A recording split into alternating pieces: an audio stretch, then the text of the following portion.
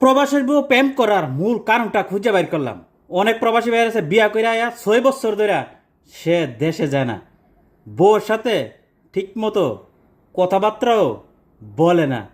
19-20তেই বউরে বলে তোর সাথে আর আমার কথা বলতে ভাল লাগে না, মজা লাগে না। তারপরে নাম্বারটা ব্লক মাইরা দে। ব্লক মাইরা 1 সপ্তাহ, কারো 1 মাস, কারো কারো শুনি 5 মাস 6 মাস ধরে বউর সাথে যোগাযোগ করে না, যোগাযোগ বিচ্ছিন্ন। আপনার কাছে যে মেয়েটা বিয়া বসলো কিসের জন্য বসলো?